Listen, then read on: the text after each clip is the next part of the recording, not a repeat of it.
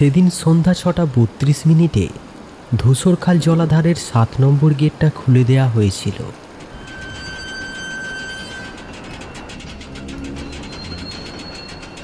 কিন্তু গেট খোলার পরেও জল কমেনি, বরং আরও বাড়তে শুরু করেছিল। কন্ট্রোল রুমের মনিটরে স্পষ্ট লেখা ছিল গেট ওপেন 100%, অথচ সিসিটিভিতে দেখা যাচ্ছিল 7 নম্বর গেটটা সম্পূর্ণ বন্ধ। রিজু প্রথমে ভেবেছিল হয়তো সিস্টেম এরর, তারপর ডাউনস্ট্রিম সেন্সারের রিডিং দেখে তার ভুল ভাঙল। গেট বন্ধ থাকা অবস্থাতেই গেটের নিচ দিয়ে জল বেরোচ্ছে।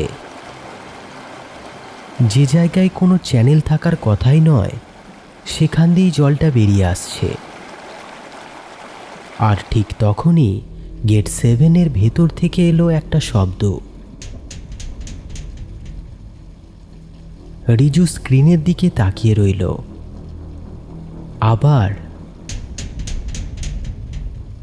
এবার শব্দটা এতটাই স্পষ্ট যে কন্ট্রোল রুমের সবাই কাজ থামিয়ে তাকালো। বাইরে মুষলধারে বৃষ্টি। রিজার্ভিয়ারের জলস্তর তখন বিপদসীমার দিকে উঠছে। আর গেট 7 নিজের থেকে খুলছে না, কিন্তু তার ভেতরের দিক থেকে যেন কেউ একজন দরজায় ধাক্কা দিচ্ছে। রিজু আর ইলা সঙ্গে সঙ্গে গেট 7-এর কাছে গেল। বৃষ্টির মধ্যে গেটটা সামনে থেকে স্বাভাবিকই দেখাচ্ছিল, কিন্তু নিচে তাকাতেই দুজনেই থেমে গেল। কংক্রিটের একটা সরু ফাঁক দিয়ে জল বেরোচ্ছে। ইলা হাইড্রোলিক ম্যাপ মিলিয়ে দেখল সেখানে কোনো প্যাসেজ নেই, কোনো বাইপাস নেই, কোনো ড্রেনেজ চ্যানেলও নেই। অর্থাৎ যে জায়গা দিয়ে জল বেরোচ্ছে সেটা নকশাতেই নেই। রিজু নিচে তাকিয়েছিল। জলের সঙ্গে কিছু একটা ভেসে এলো। ছোট্ট একটা কালো লোহার টুকরো। সে সেটা হাতে তুলতে যাচ্ছিল, ঠিক তখনই গেটের ভেতর থেকে তৃতীয়বার শব্দটা এলো। এইবার শব্দের সঙ্গে পুরো গেট 7 কেঁপে উঠল, আর কন্ট্রোল রুমের অ্যালার্ম একসঙ্গে বেজে উঠল।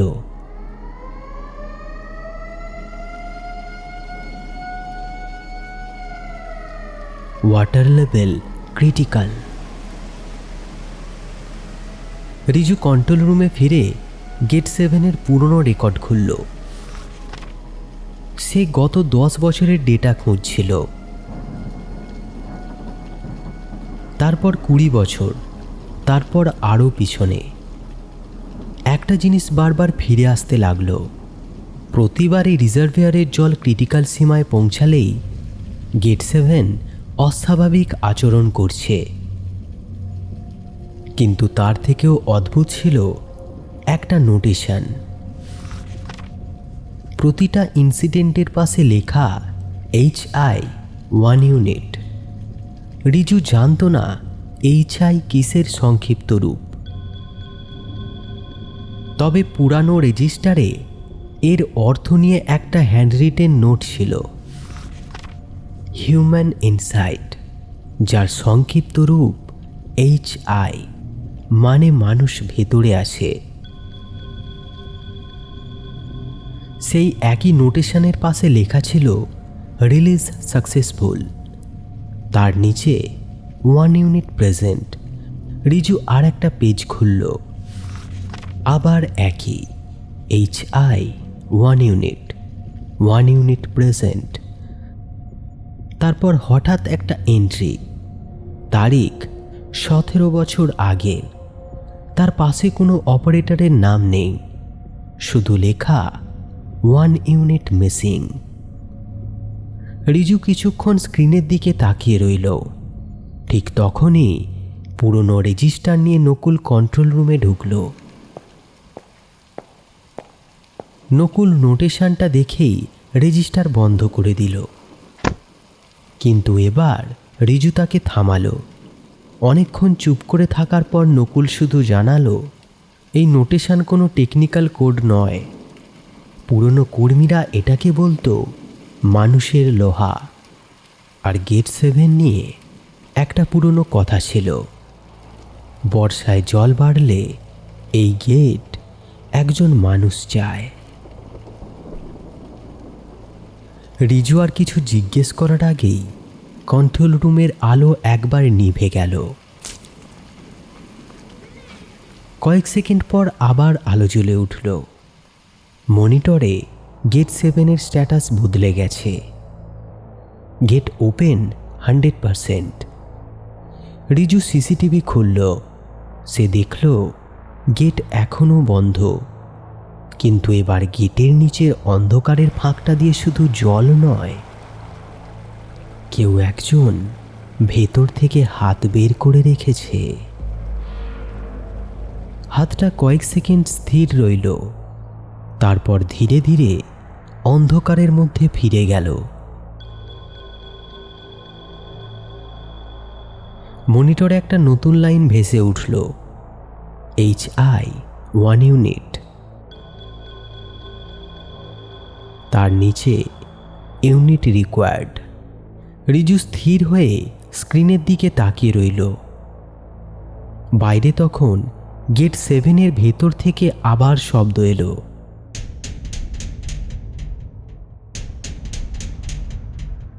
আর তৃতীয়বার শব্দটা আসার আগেই পুরো ড্যাম কেঁপে উঠল।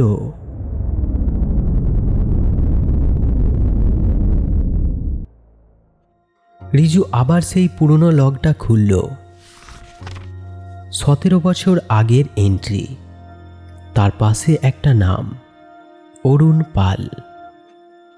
পুরনো স্টাফ রেকর্ড মিলিয়ে দেখা গেল অরুণ সত্যিই গেট 7-এর কর্মী ছিল, আর তার মৃত্যুও হয়েছিল 17 বছর আগে। রিজু আরও একটা লগ খুলল, তারপর আর একটা। প্রতিবারই একই ঘটনা। বর্ষায় জলস্তর ক্রিটিক্যাল হলে গেট 7-এর কাছে একজন কর্মী নিখোঁজ হয়েছে। কিন্তু তার থেকেও ভয়ঙ্কর ব্যাপার ছিল, প্রতিটা ঘটনার পর গেট আবার নিজের থেকেই স্বাভাবিক হয়ে গেছে। আজও একই প্যাটার্ন, শুধু এবার নিখোঁজ হওয়ার পালা কার।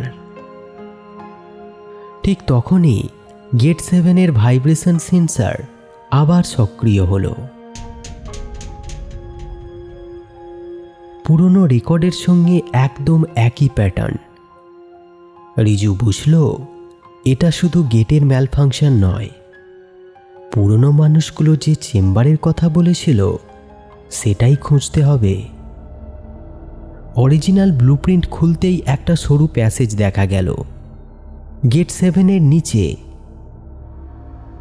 তার পাশে মাত্র দুটো শব্দ, 1 পারসন। রিজুর বুকটা কেঁপে উঠল, কারণ বর্তমান ব্লুপ্রিন্টে সেই প্যাসেজ নেই। আর ঠিক তখনই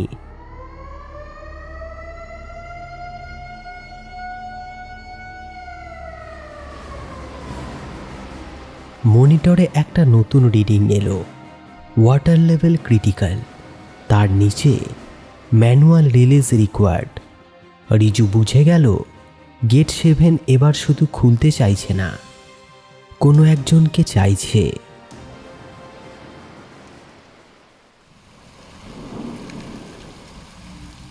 পুরনো প্যাসেজের এন্ট্রান্স পাওয়া গেল গেট 7-এর পেছনের কংক্রিটের ওয়ালের মধ্যে। দরজাটা বহু বছর ধরে বন্ধ, কিন্তু লকের মধ্যে এখনো একটা চিহ্ন দেখা যায়, একটা লোহার দাঁত। রিজু দরজা খুলে ভেতরে ঢুকল।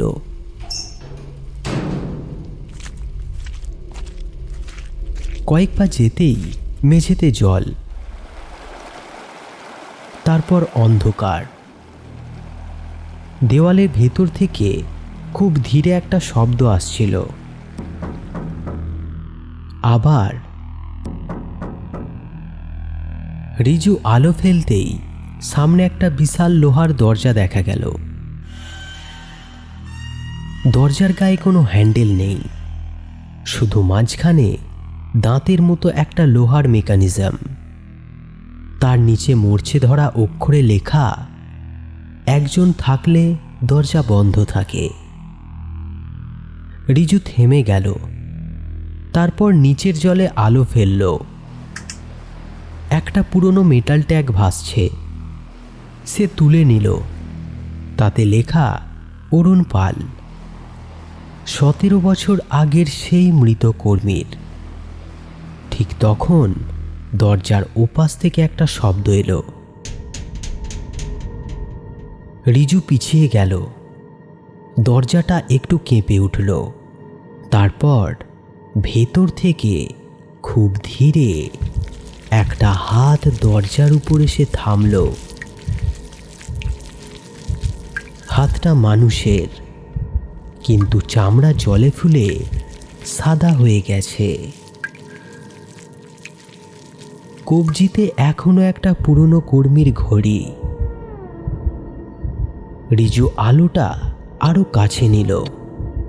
ঘড়িটা থেমে আছে সন্ধ্যা 6:32। ঠিক যে সময় আজ গেট 7 খোলার কমান্ড দেয়া হয়েছিল। হাতটা ধীরে ধীরে সরে গেল। তারপর দরজার ওপাশ থেকে এলো একটা শেষ শব্দ। লোহার দাঁতটা নড়ে উঠল, আর দরজার ফাঁক দিয়ে কালো জল বেরিয়ে এলো। রিজু পিছনে যাওয়ার আগেই সেই জল তার পায়ের উপর উঠে গেল। দরজা খুলতে শুরু করেছে।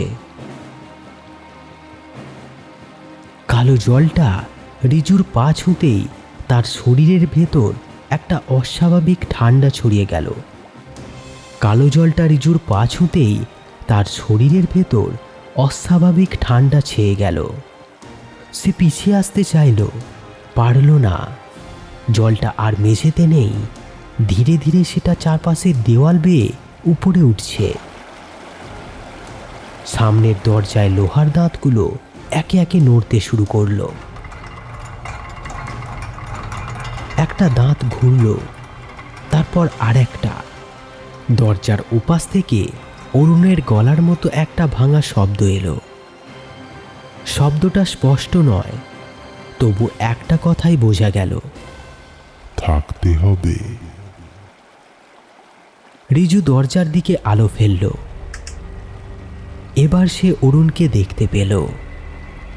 অরুণ দরজার ঠিক ওপাশে দাঁড়িয়ে, কিন্তু এবার তার শরীরটা যেন জলের মধ্যে আটকে আছে।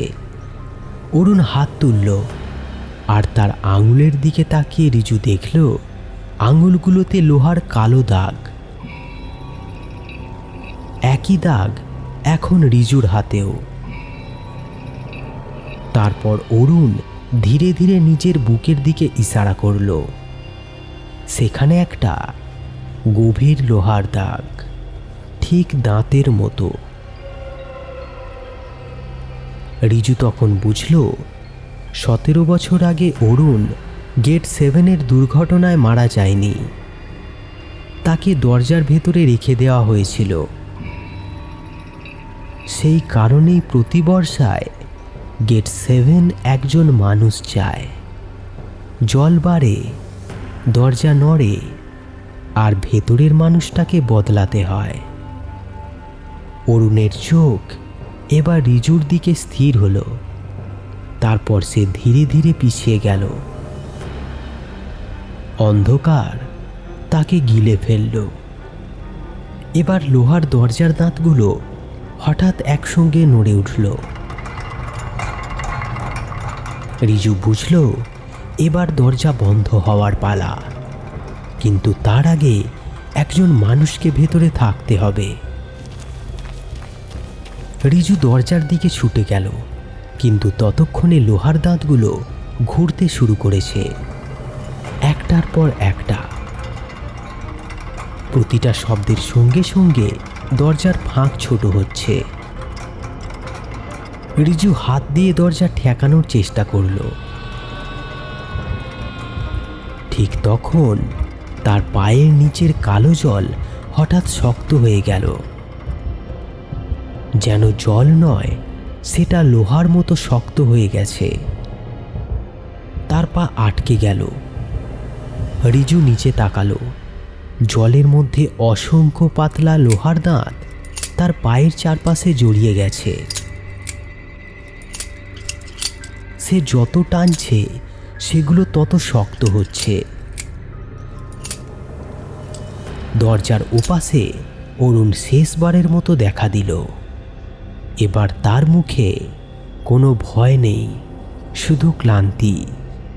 সে নিজের পেছনের অন্ধকারের দিকে সরে গেল। আর সেই মুহূর্তেই দরজার শেষ দাঁতটা ঘুরে গেল।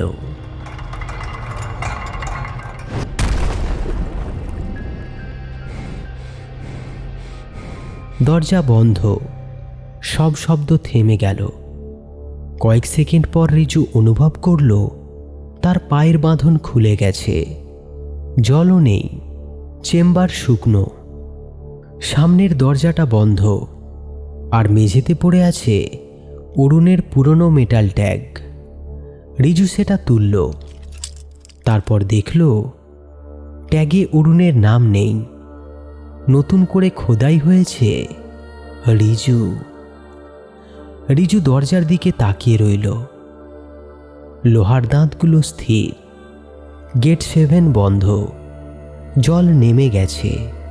সবকিছু স্বাভাবিক। শুধু দরজার ওপাশ থেকে খুব ধীরে একটা শব্দ এলো। রিজু চোখ বন্ধ করল, কারণ এবার সে জানে ওটা দরজা খুলতে চাইছে না, শুধু মনে করিয়ে দিচ্ছে দরজার ওপাশে এখন অরুণ নেই। কিন্তু রিজু বুঝতে পারল দরজাটা তাকে আটকে রাখেনি, তাকে নিজের সঙ্গে বেঁধে ফেলেছে। রিজু চেম্বার থেকে বেরিয়ে এলো। বাইরে তখন ভোরের আলো। গেট 7 পুরোপুরি বন্ধ। রিজার্ভিয়ারের জলও স্বাভাবিক হয়ে গেছে। কেউ জানল না নিচে আসলে কি ঘটেছিল। শুধু রিজুর ডান দিকের হাতের তালুতে কালো লোহার দাগটা থেকে গেল। সে যতবার সেটা মুছতে চাইল, দাগটা তত গভীর হলো। সেদিন রাতে বাড়ি ফিরে রিজু ঘুমাতে পারেনি। রাত 3:32 তার ঘুম ভাঙল। ঘরের ভেতর সম্পূর্ণ অন্ধকার। রিজু উঠে বসল। তারপর আবার শব্দটা এবার তার ঘরের দরজা থেকে আসছে না, আসছে দেওয়ালের ভেতর থেকে। রিজু ধীরে ধীরে হাতের তালুর দিকে তাকালো। হাতের কালো দাগটা নড়ছে। লোহার দাঁতের মতো ছোট ছোট রেখা তার হাত থেকে কবজির দিকে উঠে যাচ্ছে। আর দেওয়ালের ওপাশ থেকে তখন পরদিন রিজু পুরনো আর্কাইভে শেষবারের মতো গেল। সে অরুণের রেকর্ড খুঁজছিল। শেষ পাতায় শুধু একটা বাক্য পাওয়া গেল, যে একবার ভেতরে যায় সে আর পুরোপুরি বাইরে ফিরতে পারে না। তার নিচে কোনো নাম নেই, কোনো তারিখ নেই, শুধু একটা লোহার দাঁতের চিহ্ন। রিজু নোটবুক বন্ধ করল। ঠিক তখন আর্কাইভের মেঝেতে জল পড়ার শব্দ হলো। তারপর আরেকটা। রিজু নিচে তাকালো। তার পায়ের সামনে ভেজা পায়ের ছাপ। ছাপগুলো ধীরে ধীরে তার দিকে এগিয়ে আসছে। কেউ নেই, অথচ ছাপগুলো ধীরে ধীরে তার দিকে এগিয়ে আসছে। শেষ পায়ের ছাপটা এসে ঠিক তার সামনে এসে থামল। তারপর তার হাতের কালো দাগটা হঠাৎ জ্বলে উঠল। দূরে কোথাও গেট 7-এর মতো একটা ভারী শব্দ শোনা গেল। রিজু বুঝল দরজা বন্ধ হয়েছে, কিন্তু চিরদিনের জন্য নয়, পরের বর্ষা পর্যন্ত। আর সেই মুহূর্তে তার পিছনের দেওয়াল থেকে খুব কাছে একটা ফিসফিস শব্দ এলো। পরের বার আবার একজন আসবে। রিজু ধীরে ধীরে ঘুরে দাঁড়ালো। দেওয়ালে একটা নতুন লোহার দাঁতের দাগ, তার নিচে লেখা অরুণ পাল, আর তার নিচে আরও একজন বাকি। অন্ধকার শেষ হয় না, শুধু গল্প বদলে যায়। যদি আজকের গল্প আপনাদের মনে ছাপ রেখে যায়, তাহলে সাবস্ক্রাইব করে পাশে থাকুন, কারণ পরের গল্প হয়তো আরও কাছাকাছি আপনার বাস্তবতার।